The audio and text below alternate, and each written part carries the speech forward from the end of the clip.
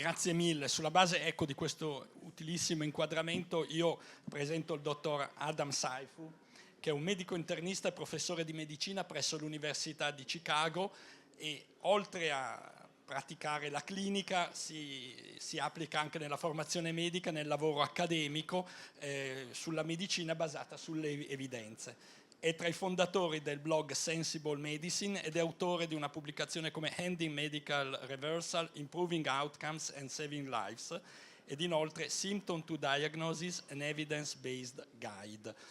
Il tema su cui parlerà oggi è perché i medici pop star mi irritano, quindi piuttosto esplicito e quindi avremo tempo di comprendere questa posizione. Thanks a lot, Adam. The floor is yours.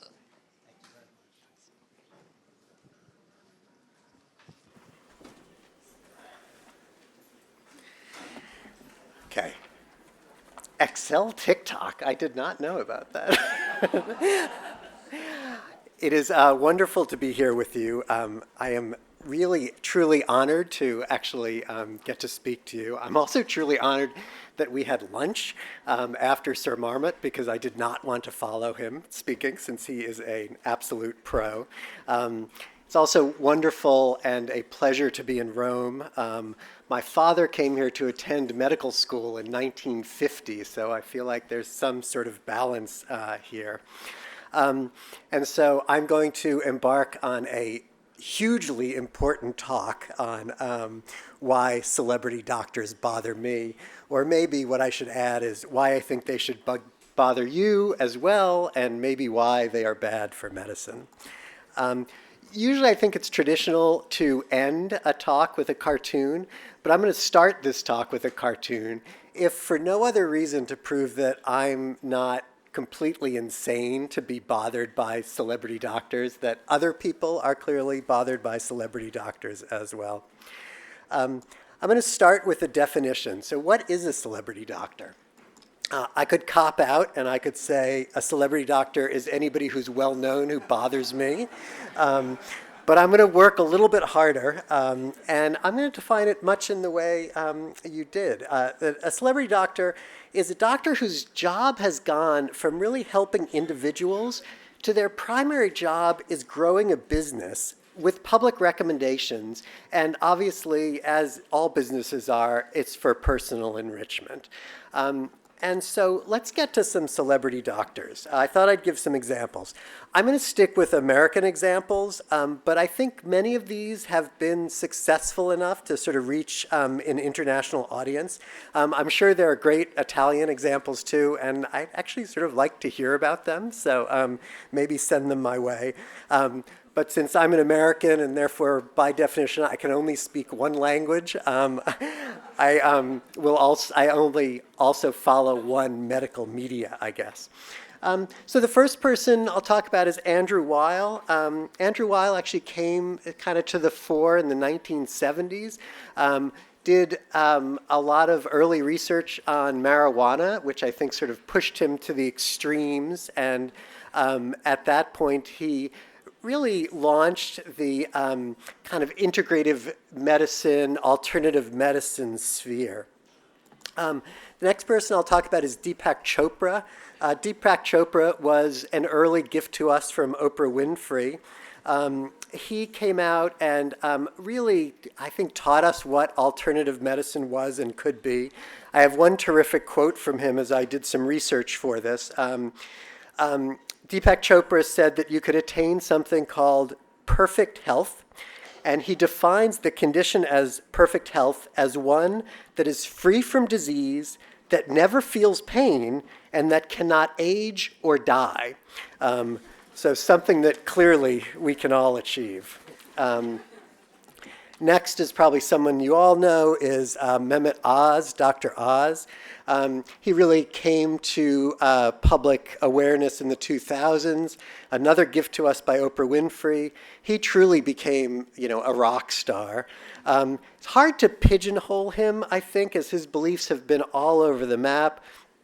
Exotic diets, alternative medicine, faith healing. He also had an unsuccessful run for the United States Senate in 2020. just to prove to you all that occasionally we make good decisions about our leaders because he lost.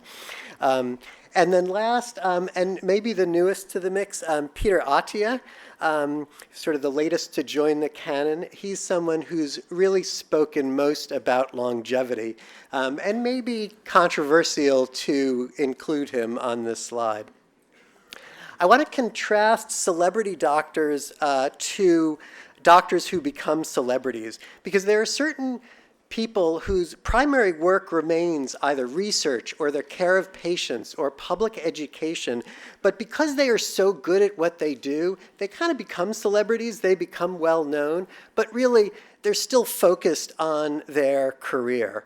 The first one for me in my life was C. Everett Koop, who was the United States Surgeon General way back in the 80s during the Reagan administration. He first worked at smoking cessation, worked against the tobacco companies, but really became famous and his work in the early AIDS epidemic.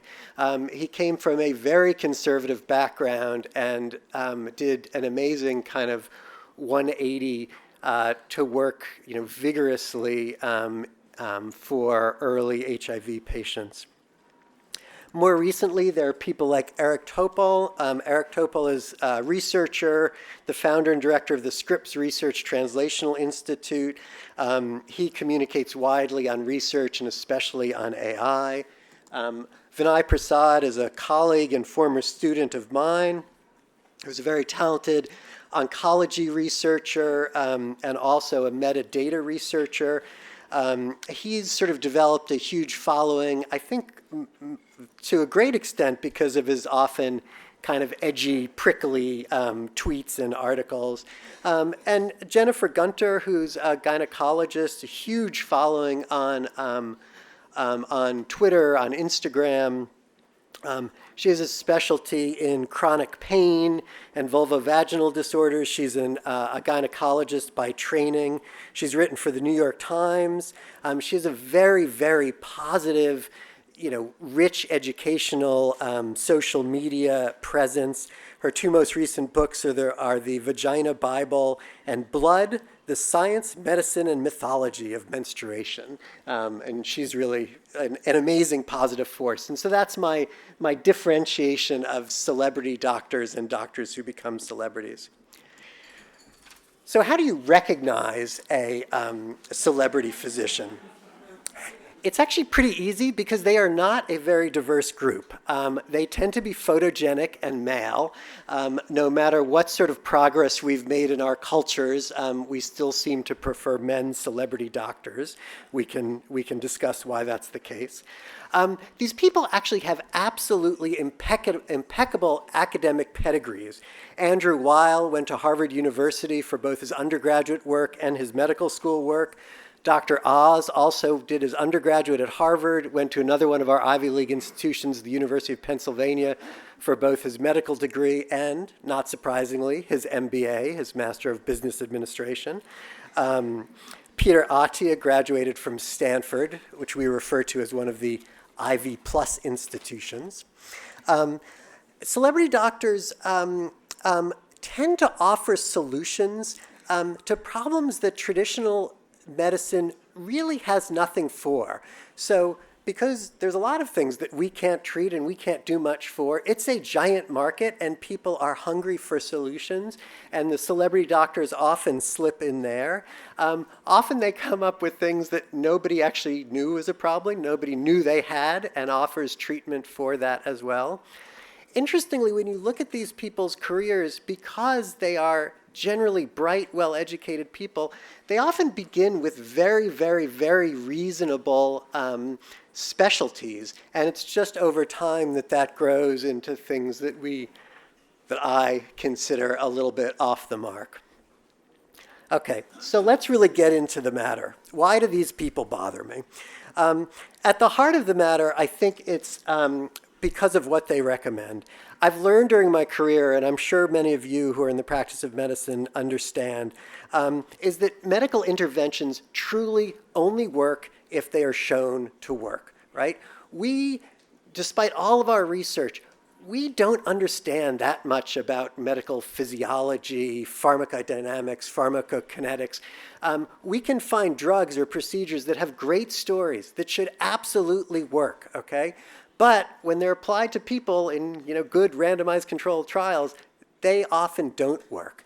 And celebrity physicians tend to ignore that. They don't need that data showing that the things that they are selling, we'll say, actually do work. When they do this, they're really using extrapolation, right? They're taking hypotheses and preliminary studies. They're usually done in test tubes. If they're pushing clinical studies, they're small clinical studies, either of mice or for patients, and they're extrapolating those to the wider population. None of their studies are ever actually going to show that people live longer, that there's cognitive improvement, that there's delay in cognitive decline, or all the things that we are actually interested in. The second reason these people tend to drive me crazy is that they practice easy impersonal medicine.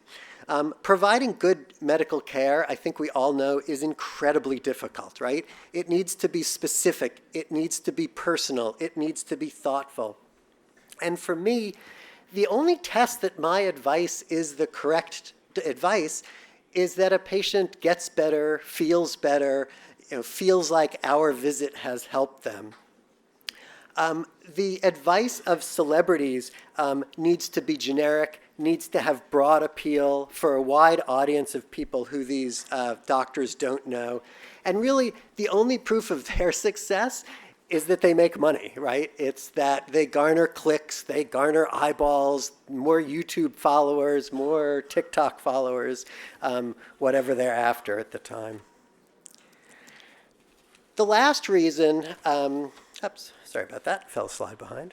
The last reason these physicians bother me takes a little bit of soul searching, and it's because what the enthusiasm for celebrity doctors tends to say about regular doctors, right? I think many of us as regular doctors, hate to be second guessed. And when a patient comes to the office with recommendations from a celebrity doctor, I'm being second guessed. I also feel as though often what I'm being second guessed on are things that I didn't even know were issues with my patients. And so I immediately feel like, wow, this is a patient who didn't feel comfortable with me talking about their problem, and therefore they're willing to turn to these people online who I consider charlatans to receive medical advice, diagnostic treatment recommendations, which is uncomfortable to hear. So, do celebrity doctors have a place? Can they be have a positive influence? There's something we often talk about, which is Bretteridge's law of headlines. It's an adage that says any headline that ends with a question that can be answered in a single word, no. And so that would be the easy way to answer this slide. But it is true that when I'm sort of feeling generous, I can see where celebrity doctors could be really important, right? Celebrity doctors could use their smarts, their resources, their charisma to really productively educate people. But the problem is, I don't think this ever really happens. And why doesn't this happen? It's because there are just remarkably few recommendations that a doctor can make to a population as a whole, right? We can say, you should stop smoking. You shouldn't drink excessively. You should wear seatbelts. You should get your childhood vaccinations. Those are all good recommendations. They're not very interesting recommendations, and you'd run out of those recommendations pretty quickly. So it would be very hard to maintain, let's say, a YouTube presence saying that every week for years and years and years. And so what happens then is these doctors begin to slip into things that have little to no basis in reality.